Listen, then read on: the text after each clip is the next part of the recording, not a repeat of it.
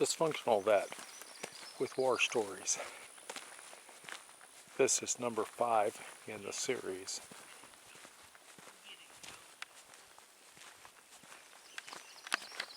I make this walk twice a day. I try to walk 3 to 5 miles every single day in the morning and in the afternoon. I got to thinking about various war stories. Now I know a lot of war stories. This one may hit home with some of you, and I'm doing this because right now there's such a push against both the military and the police, and I find problems with that. For those of you that know anything about government, government is established to create laws in order to regulate, if you will, acts between people. Now, a very good friend of mine said you cannot regulate morality, and I wondered about that. I really did. Joe Blow commits a murder.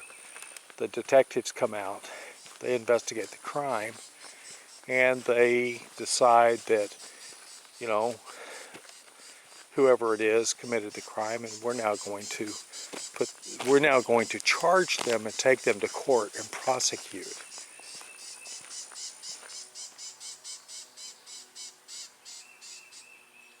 Can you hear the birds and the bees? The insects?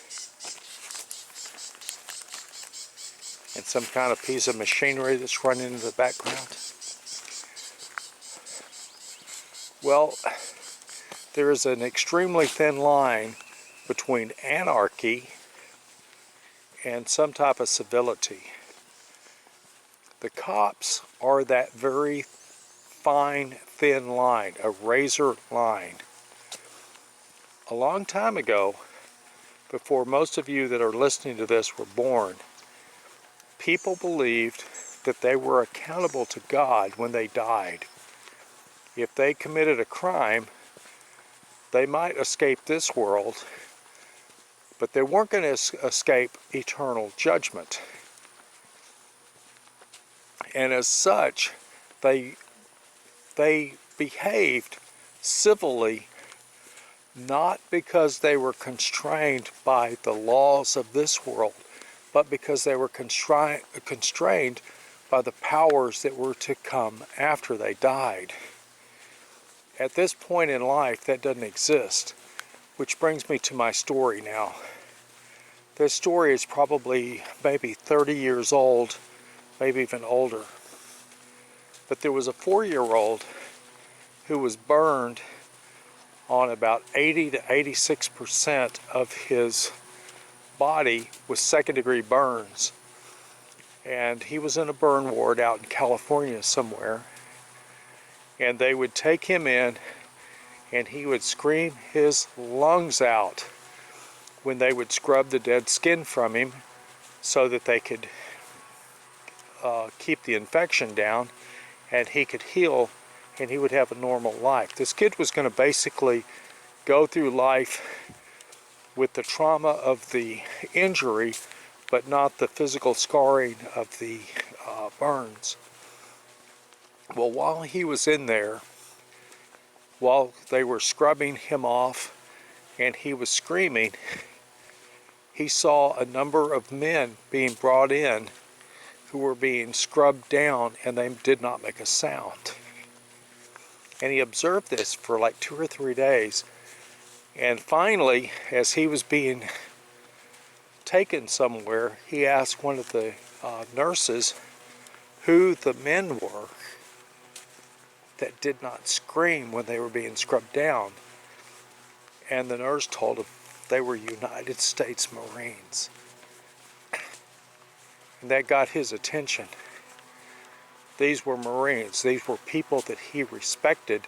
These were people he knew that if he needed help, he could turn to and they would help him. Just like the police department. Just like police officers in uniform. Well, here's the backstory on the Marines.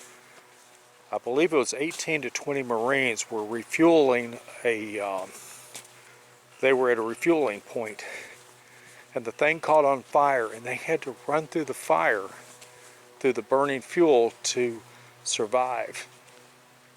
In the few seconds that they were in it, they got burns that completely eliminated their ability to feel. And these guys, assuming they survived, now this is prior to the 1967 war, where all the burn tables come from. But assuming these guys survived, they would be horrendously disfigured. But this child didn't know that. And so,